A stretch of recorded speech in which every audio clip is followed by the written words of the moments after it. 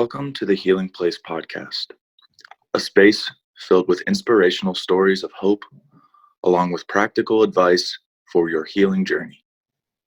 Your host is Teri Wellbrock, trauma warrior, writer, speaker, blogger, therapy dog handler, and founder of the Sammy's Bundles of Hope project. As a survivor and a thriver, Teri's mission is to shine the light of hope into the world by interviewing insightful guests from across the globe. Please stay tuned at the end of today's interview as we honor our sponsors. The Healing Place podcast is a fiscally sponsored project of Fractured Atlas. Now, here's your host and trauma warrior, Teri Wellbrock. Welcome, everybody, to the Healing Place podcast. I am your host, Teri Wellbrock, and very excited to have with me today Dr. Jannine Krause. I just said before we hit record, I'm going to naturopathic doctor, acupuncturist, and podcaster. So welcome. Thank you, Teri. Appreciate it. Thanks for having me on. Oh, happy to have you. Yeah, we're going to dive into some awesome topics today. So just briefly tell people what it is you do. So a naturopathic doctor is a doc that looks at things a little differently than a conventional doctor. I've had the same training, but I don't have as much training in the emergency medicine. I have a lot more training in herbs and nutrition. So I'm kind of looking at things a little bit more on a lifestyle change aspect and diving in a lot more personally. For me, I like to look at labs and I like to get to the bottom of what's going on with folks. So I'm kind of your health inspector gadget, if you will, in terms of trying to figure things out. Yeah. Yeah, I love it. Well, on your website, which I went through and I loved it. I loved a little bit on your About You section, talking about your favorite TV show, Scooby-Doo, as a kid and being the detective, because I love Scooby-Doo. But yeah, just that detective work of figuring out what's happening with the body, because we're all different and we're not cookie cutter people. And stress affects all of us differently. Absolutely. Absolutely. There's no one size. Unfortunately, we have this one size fits all society in terms of how to treat things. And in conventional medicine, there's like, here's the pill for this, here's the pill for that. If that doesn't work, we try something else. And yes, I do have somewhat of that approach in terms of trying different types of foods, trying different types of things. But when it comes down to it, yeah, we all need our own little twist on how we treat ourselves. And is never the same for two people. It's always with a little twist, depending on who's doing what. Yes, exactly. Yeah. And I you're so very right. And I know with my own journey, I touched briefly upon the fact menopause has impacted my life in a certain way. And how many of us, some have the hot flashes, some have the weight gain, some have, there's just so many different ways that our bodies can be affected by it. Oh, absolutely. Yeah. Menopause is an interesting one because a lot of us don't even realize that when we start to head into menopause, it's about 10 years before we actually get symptoms. And so there's little things that are happening that we're not even paying attention to. And what I found over time, and this is what we talked to you about before, is that the better you manage your stress going into menopause, those like 10 to 15 years before things really start to really waver, that's when you want to be like, okay, I'm dialing things in. So in your 20s, yeah, you can be free, you can beat yourself up a little bit, pull some all-nighters. I mean, right. you come back from it. But when you start to notice that the all-nighters don't work out so well, and all of a sudden the wine, bottle used to be okay, but now it's like one glass, you're not feeling too good. Not saying that I ever did any of this. Right. When you start to notice that the body's starting to have some troubles, that's when you got to realize, okay, it's time to deal with what's going on. And in particular, we were talking about gut. A lot of folks will tell me, as I get older, it seems that I have trouble digesting certain foods, or I'm having trouble with certain foods. These are your clues that your gut's starting to be affected by stress, which is going to lead into, if you've got symptoms there, you want to get that taken care of before menopause. But if you end up finding yourself, okay, here it is, menopause, we can also work on it. And it all does kind of tie back into how well you manage stress, because that is like the precursor hormones are dealing, kind of in that realm. And we can have some serious complications. Yes. And then add trauma on top of it all. Yes, yes, all those little T's and big T's, that compounds too. And I think a lot of people, in terms of where trauma came from, we had talked about adverse childhood events, the ACEs. There's also your own self-inflicted trauma from whatever you hung on to that someone said to you over the years. And that self, beating up and all of that stuff can also contribute stress. Some patients of mine are like, I have the best life ever. Everything's great. I have no idea where my stress is coming from. And I'm like, what's going on up there? Yeah. It's not on your head. It's head, then physiology. Yeah. And how many times, right, I've heard that. I mean, there is that connection, that body mind polyvagal theory, I think, talks a lot about that. And yeah. The vagus nerve, that sucker. Right. Yes. If you can dial that sucker in and get it kind of balanced out, then it's like it opens up so much more balance for you, and it opens up for you to feel so much better within your body. And that's one of the things I love to work with in my practice. And we had talked briefly about acupuncture, and that's kind of one of the ways acupuncture taps in to the parasympathetic. So your chill, your rest, digest, and chill mode, versus it takes you out of that fight or flight. And a lot of people are like, needles can take you out of fight or flight. It can, but there's a little bit of a background on that to help you get past. If you're terrified of needles, we got to come up with some other options to ease you into acupuncture. Yeah. And I've tried so many different modalities, fill in that toolbox. And I did EMDR therapy for 4 years. And in that practice was an acupuncturist, but I was that person that was like, oh, I don't think so. But yeah, so acupuncture is very powerful, and I know many people use it as a healing modality. So can you just walk us through a little bit, like, what is the process? What happens with it? Yeah, so they are needles, and they're about 10 gauges, meaning 10 times smaller than the blood draw needle. Because most of us, that's where our trauma comes from. We've had to give blood, or we've had a vaccine or something of that nature, and we have that experience, and we're like, oh my God, it hurt so bad. It was terrible. Yeah, you're like, my arm feels like it's so throbby and I can't move it, or it's the blood draw that didn't go so well. It hurt, it poked, and then, you thought you were going to pass out, and then you survived, right? So we have this association with needles. The good news is that acupuncture needles are completely solid. There's no hole in them. They're not hollow. So we're not taking any blood from you. We're actually just putting the needle in. Now, yes, it is a needle. Yes, it's 10 times smaller than a regular needle. Are you going to feel it? In some places, you don't even feel it. In other places, you might. We put a lot of needles on like the hands and the feet, and there's more receptors there, but we're not going to put it, well, there are points on the palm, but we tend to put them on the backside of the hand. The palm, that's like level 5 acupuncture. If you've been around a while, maybe I'll do a needle like that, or the bottom of your foot. That's a whole nother thing. But we're trying to put it in places that are commonly found to elicit certain responses. And I'm bringing up the hand because it's an easy spot for folks to recognize. A lot of folks know this spot between your thumb and your index finger as being a great spot to rub if you have a headache. It's called large intestine 4. It's one of the most popular acupuncture points for moving blood. And so when we stick a needle in there, what's happening is we're creating a reaction within the body, because the body's going, oh, something just went into me. And the body might say, but you might not even feel it. So this is the point I want to get across to folks, that you might feel a poke for a second, because it is a needle, it is going in your skin. But usually after that initial poke, you don't feel anything. That needle's just hanging out in there. Now, depending on your level of experience, as I call it, with acupuncture, we might try to stimulate the needle a little bit so that you feel a little bit of an ache in there. And the reason we want to feel a little bit of ache, because we want that blood flow to go there. It's not the needle causing you harm. What it is blood flow. And when you stick a needle in and you call blood flow, this is what we're doing. And really, if you look at acupuncture, the most basic sense of what acupuncture is, it's blood flow. It's enhancing blood flow, because most of our illnesses, including stress, including trauma, cause contraction and stuckness. And that contraction and stuckness within the body is really decreased blood flow. And so if you break down acupuncture, you break down a lot of conditions that we're looking at in complex terms, it might be overwhelming. But if you break it down in terms of what really happens, we get stuck. The more stressed you are, the more you've got your shoulders like this. You're trying to wear them for earrings, right? And the more that you look at someone who's been under trauma, a lot of times you see this armadilloing where the shoulders are coming forward. They're kind of shrinking down on themselves, because there's a connection to the body becoming more and more protective and more stuck and not moving circulation optimally. Of course, you're moving it because you're alive, but it's not optimal circulation. So acupuncture is putting in needles to get the body to remember, oh, let's move some blood flow through this area. Or we can put them up here on the top and move them through the muscles if we've got muscles that are creeping up like this, causing us some pain.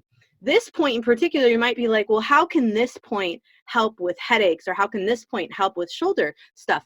Chinese warriors, they donated their time 5,000 years ago over and over again. And we've determined that we have certain pathways which are very close to the nerves and what nerve pathways go. And this one actually is your radial nerve. This nerve comes all the way up into the neck here at your cervical vertebrae 5 and 6.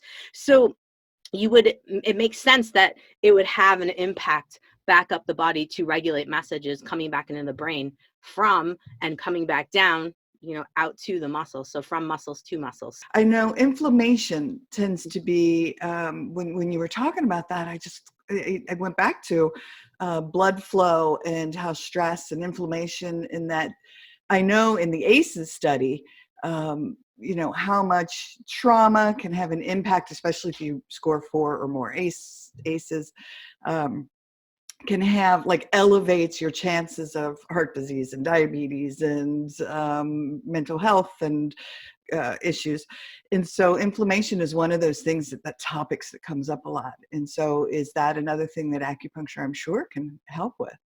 Oh yeah. Because what we're doing, I mean, in the realm of acupuncture, and this is kind of one of the things I like to combine acupuncture with inflammation, because inflammation truly, if we break it down, is the body's loss of being able to control what's a true injury it needs to heal and what's not, something it can ignore and not go overboard on.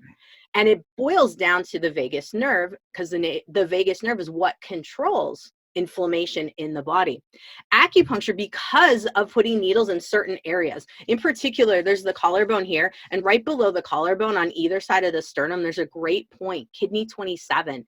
Research has been done on this point to show that you can reduce inflammation by calming the vagus nerve response. So what you're doing is you're calming the fight or flight response and strengthening the parasympathetic response. And these points, it's called kidney 27, but it translates into spirit gate. And there's 3 spirit gate points that go down on either side of the sternum. And they're all points that can be amazing for helping to control inflammation that's related to stress and trauma. So these guys are amazing, amazing points. And oftentimes if you're sitting at home and you're kind of wondering, okay, I want to know about this. Yeah. You can press on these points and see which one's more tender. You just start at your clavicle, your collarbone there, and you just go down. And you're on either side, like I said, of that breastbone, that sternum bone, and just feel in between your rib spaces. If any of those are particular sore, kind of ouchy, I hit one.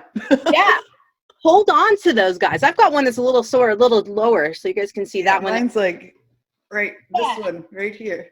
I'm guessing probably similar to mine. Might be like kidney 25-ish, couple rib spaces. Wow.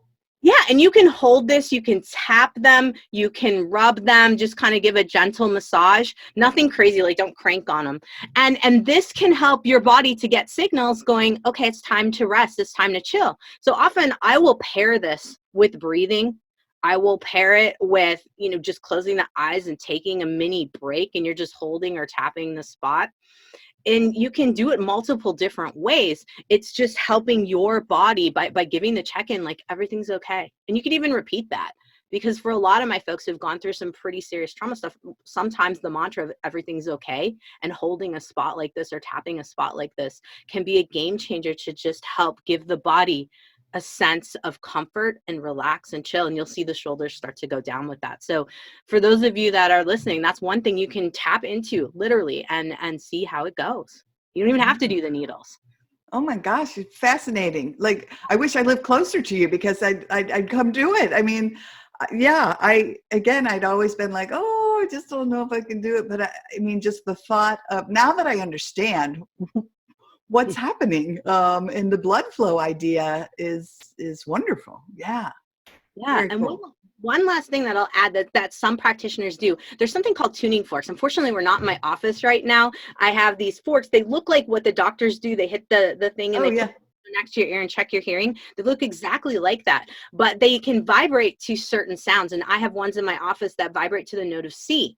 And C, as we know from music, is a harmonizing sound, but it's also harmonizing for the body. So instead of doing needles, a lot of times, and if someone doesn't want to hold the spot in the office, I usually don't make people hold the spot anyway, but I will hold and do acupressure, or I will put tuning forks there. And that feels amazing. It's a nice vibration, and I've yet to find someone that doesn't enjoy it. Some people might be at first like, this is really weird, but it's kind of the same concept as singing bowls. If you like the Tibetan singing bowls and that calms you, the tuning forks are going to be nice for you too.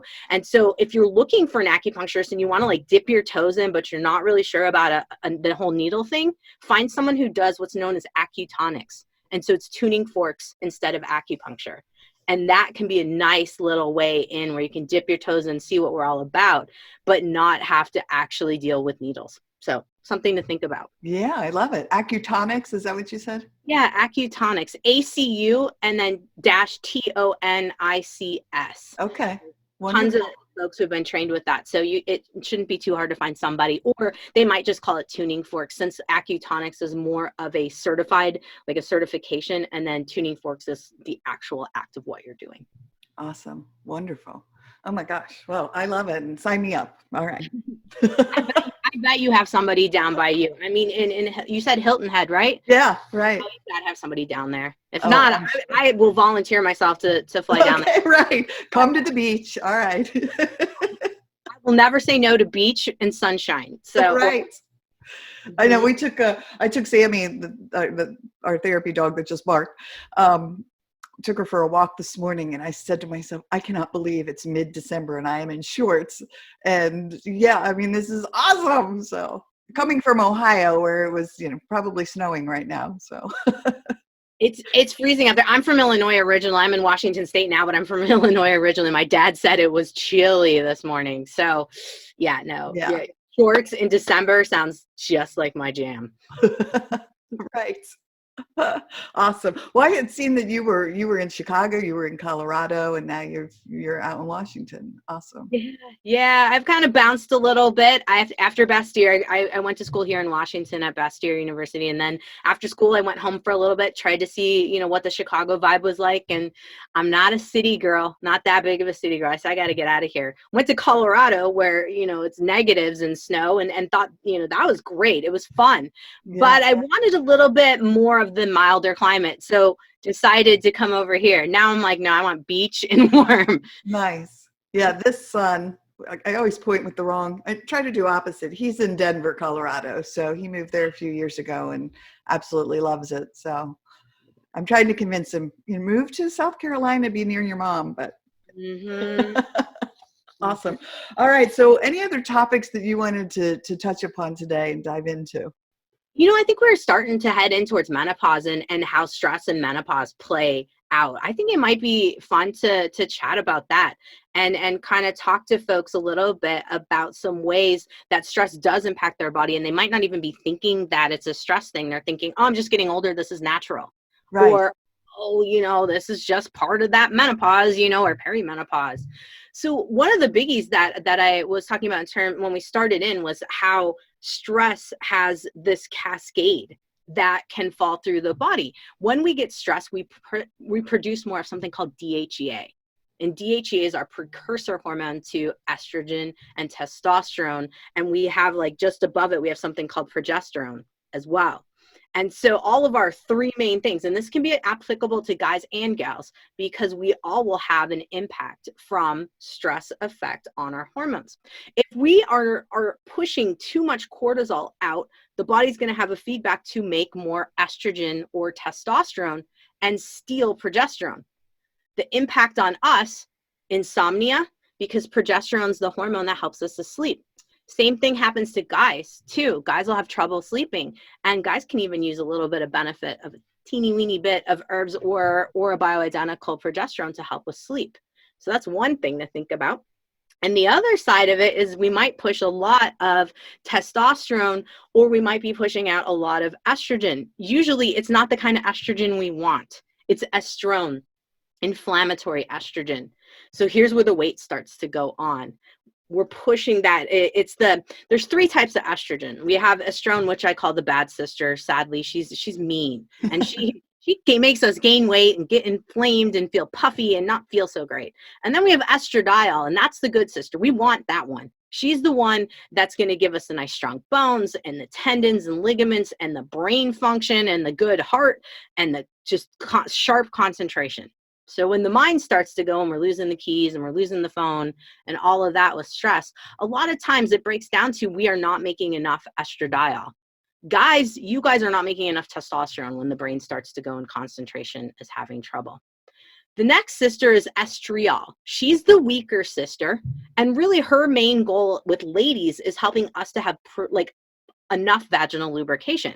Now that might sound kind of weird and like, why are we going to talk about that? But it does impact bladder infections and things of that nature. So if you're having trouble down below, ladies, and you're having infections and you're like, what in the world? Why do I keep getting this? Or why do I keep getting bladder infections? Or why did I get a kidney infection? Like, what is going on? This is all signs that that tissue down below needs a little help. And the good sister, estradiol, helps with the tissue, but estriol helps keep the lubrication going. So those are signs that, we might need to work on those a little bit. And it all kind of feeds back to how are you managing stress? The more stressed out you get, the more it's going to create improper imbalances in your hormones. Same thing happens with guys. The testosterone will drop. For us ladies, sometimes the testosterone goes up. We get chin hair, like those crazy hairs that start coming out of nowhere. Yeah, man, it's not cool. No. But if we have genetics that tend towards that, stress will cause us to have these crazy hairs coming out. Some people end up getting chest ones. Sometimes folks will get back hairs in terms of the ladies. And then we'll start to have hair loss up here. So that's another sign that your hormones are off and stress is probably driving that component. And then you add some genetics in terms of what your body is more tending towards. And we've got some issues. So I've just given a few kind of ideas of what could be going on. Another biggie is rashes. If you start noticing that you're getting rashes around the mouth, I see a lot of ladies behind the ears will have rashes, around the eyes. All of a sudden we get these red itchy rashes and we're like, what is going on? This is stress causing your histamine balance to be off because your progesterone can't control it. So when cortisol takes over, it steals your ability to make sufficient progesterone, you have trouble sleeping, and then now we can have trouble with rashes on the skin. The other side of it is the gut too. We can have histamine reactions within the gut. And so we're starting to notice we're more sensitive to things. We start to keep the Kleenex in our sleeve that we said we'd never do it like grandma did. That's stress affecting your hormones. I've noticed it even in myself. I'm like, oh wow, I've become, first step, I become my mother. Second step, oh my God, become my grandmother. Chin hair and the Kleenex in my sleeve. Like, wow, I've got to get a hold of my stress. Right. So these are some things that are signs that we don't necessarily think about. We usually are just going to start blaming them on getting older, but really you can manage your hormones up until the day you die by working on stress, but also considering what kind of food factors can help you out too. Because we can support estrogen with flax and chia and pumpkin seed, and we can support progesterone with sesame and sunflower seed. 2 tablespoons a day of either or. If you're in menopause, 2 tablespoons of each side there. And now you've got 4 tablespoons of good fat and some fiber. Boom, done. Throw it on things. Oh my gosh, I just smiled so big because I had a banana. I made myself an egg and a banana, and I put a tablespoon of flax and a tablespoon of chia and drank my big water so that, obviously I read something about like, don't eat it dry, and it freaked me out. So, but yeah, it's because it absorbs water. And so, yeah, I love it. And that was one of the questions I was going to ask. So stress management is about not just like, doing some yoga or some Zen, but it's about what you're fueling your body with and making sure you're exercising. And I mean, there's so much to it. Absolutely. I mean, it's lifestyle, right? You have to start baby steps, find certain things that aren't working and or things you're kind of going, I don't think that's a good habit. Maybe I can tweak it a little bit. or find habits that you have that are really good. Like say you're getting out and you're taking the dog out, or you're getting out on bike rides. Okay, great. You've got that hammered down. Then when you come in, making sure you've got your water to help that extra fiber push through the system. And then taking a couple minutes to really just sit down after going on the bike ride. Because for us, bike rides and things of that nature, that's a little bit of cortisol production in a good way. It's a good stressor for the body. It's beautiful to get outside. Then we want to kind of come down from that a little bit and come inside and just take 5 minutes to just breathe and be. I don't think we have to get crazy into 5-count inhales and 7-count exhales, even though I do talk about them. I think it's just something to realize, just being. That is an important component too.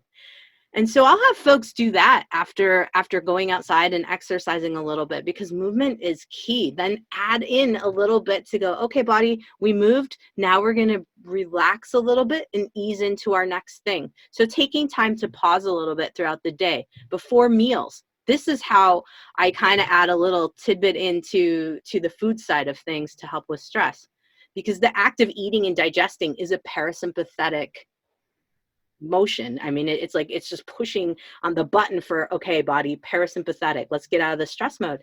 But so many of us will be sitting not even sitting. We'll be standing at the kitchen counter next to the sink, eating over the sink, shoveling it in pretty fast because we're like, I got to get to the next thing. I got to get to the next thing.